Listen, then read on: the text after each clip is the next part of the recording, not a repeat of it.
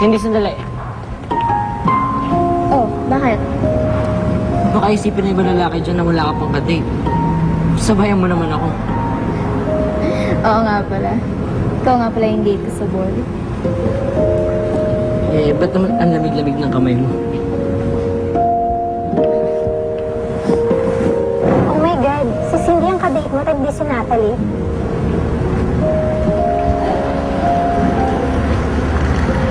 Ano problema? Hindi ko na malimutan. Si Natalie. Paano si Natalie?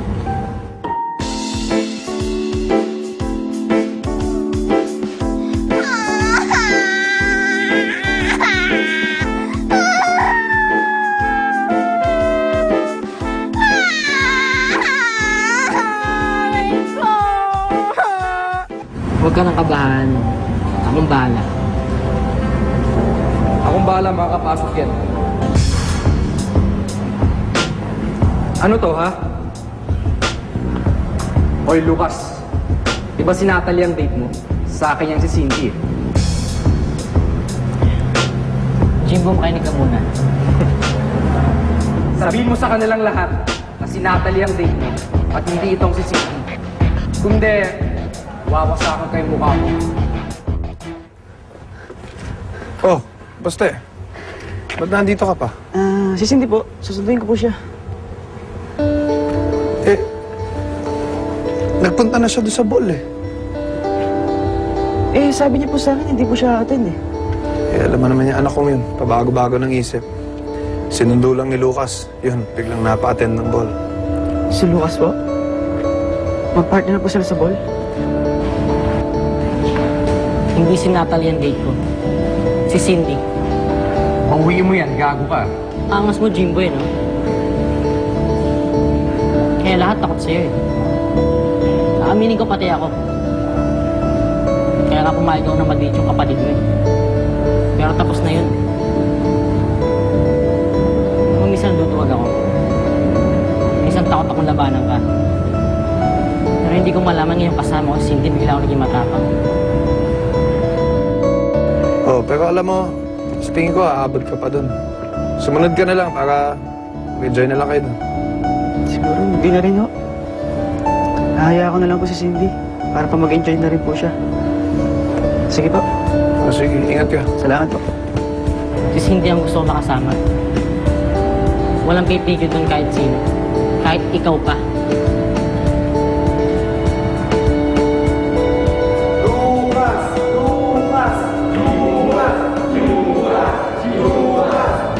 Relax ka ba? Ha?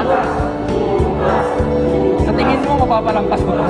Ha? Jimbo, pwede ba? Huwag kang manira ng gabi. Hinagaw ko sa akin ng ungas na to. Pati kapatid mo natihado. Di ba sinabi ko naman sa'yo? Kapag mo lang mapilit, eh. Kasi, hindi na ako makakaabot sa muli. It's because of that Lucas! Hoy! Ikaw, anong ginagawa mo dito? At bakit ka nakaposas? Mami ko, di mo muli susi! Sige na, please, nakawala mo muna ako dito kanina.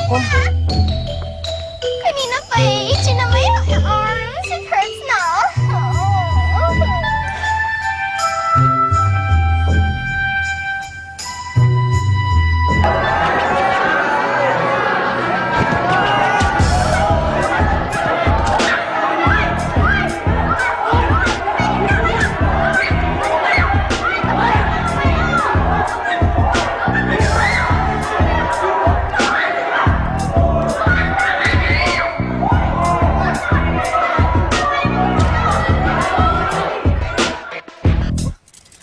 What are you doing here, Mommy?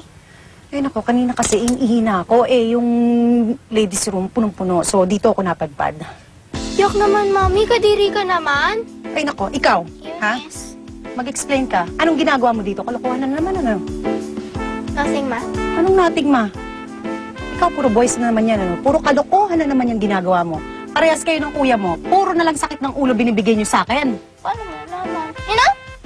I'm so tired of this conversation na, I swear!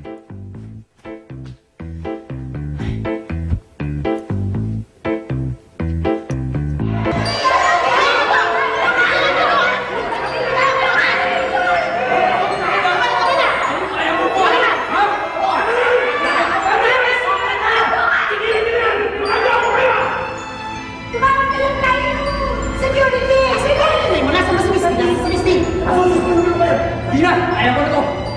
May araw ka sa akin,